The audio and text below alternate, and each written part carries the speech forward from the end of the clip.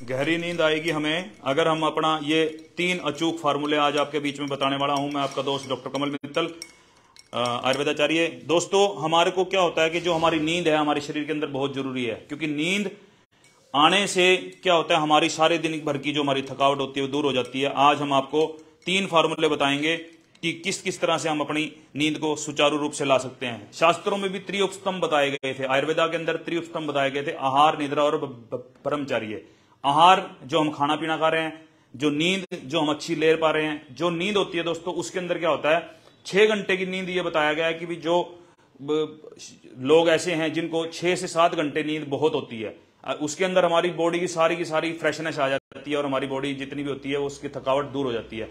तो आप 7 घंटे तक की नींद जो लेते हैं वो एक बहुत बढ़िया नींद होती है। और उससे ज्यादा अगर आप लेते हैं नींद तो ये फिर एक वही बात है, जैसे कि भी हम पुराने टाइम में देखते थे कि एक कुंभकर्ण था कि इतने घंटे सोता था कि उसको फिर बजा बजा के नगाड़े बाजे फिर उठाना पड़ता था। तो हमें ऐसा करना है कि हम जिस तरह से कम अपनी बढ़िया नींद लें और गहरी नींद किस तरह से लें, उसके लिए आज ये 3-4 फार्मूले हैं, इनको जानते हैं।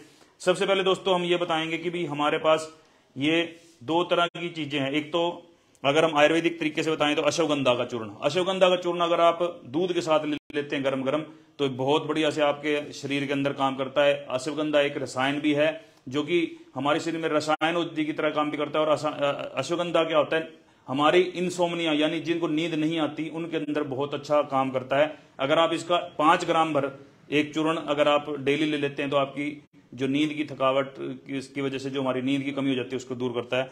दूसरा दोस्तों क्या करना है, ये पोपी सीड बोलते हैं इनको, पोपी सीड। इनका क्या करना है, इनको आपने चूर्ण कर लेना है। चूर्ण करने के बाद अगर आप इसकी 1 चम्मच भर मात्रा दूध के अंदर पकाकर ले लेते हैं तो आपके जो नींद के अंदर जो कमी आ गई है उसको बहुत अच्छे से शांति करेगा। और इसके अंदर कैल्शियम, मैग्नीशियम, कई तरह के रासायनिक तत्व होते हैं जो कि हमारी शरीर के अंदर की एनर्जी को भी मेंटेन करते हैं। दूसरा दोस्तों, मैं हरी सब्जियों की बात करूं तो हरी सब्जियों के अंदर अगर हमारा घिया जो होती है, लौकी, इस लौकी का जूस, साथ में एलोवेरा का जूस, अगर आप इन दोनों को मिक्स कर पानी के अंदर एक जूस बना लेते हैं और अगर आप डेली बेसिस पे इसका सेवन करते हैं तो हमारे शरीर में हल्कापन आता है और साथ में हमारी जो कोशिकाएं हैं उनको ताजगी मिलती है। जब हमारे शरीर में हल्कापन आ जाएगा और हमारी कोशिकाओं को एनर्जी मिलेगी, ताजगी मिलेगी, तो हमारे को अच्छी नींद की अनुभूति होती है।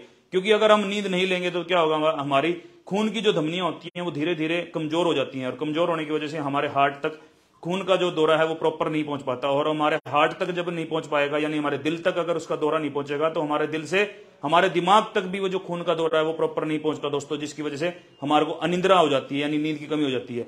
अब मैं आपको एक और फार्मूला बताता हूं। इसमें क्या करना है, आपने अलसी ले लेनी है और आपने गोंद ले लेना है। अलसी और गोंद को तवे के ऊपर भून लें अच्छे से। भूनने के बाद इसको आप एक ऐसे चूर्ण की फॉर्म में तैयार कर लें जैसे कि मैंने बनाया हुआ है।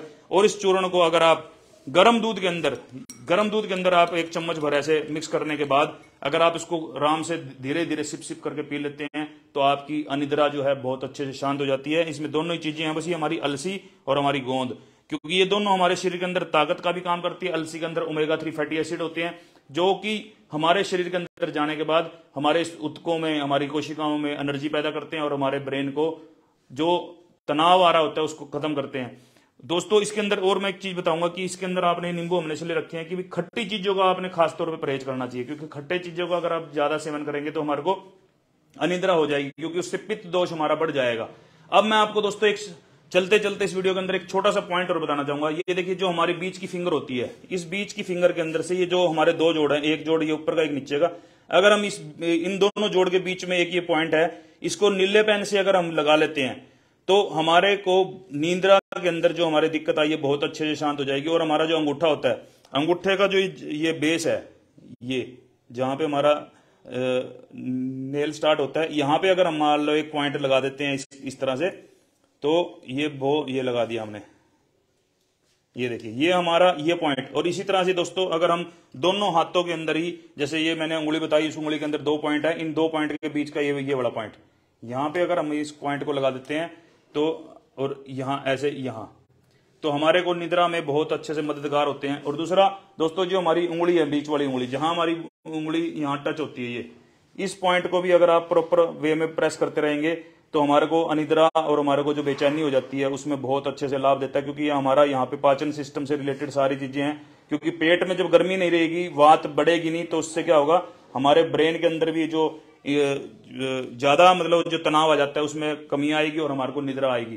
तो इस तरह से दोस्तों अगर आपको ये 3-4 चीजें जो मैंने बताई, इन सब का जो अगर आपको कैसा लगा ये आप जरूर अपने दोस्तों तक भी शेयर करें, और ज्यादा जानकारी के लिए आप हमारे नंबर पर संपर्क करें। धन्यवाद। जय आयुर्वेदा, जय भारत।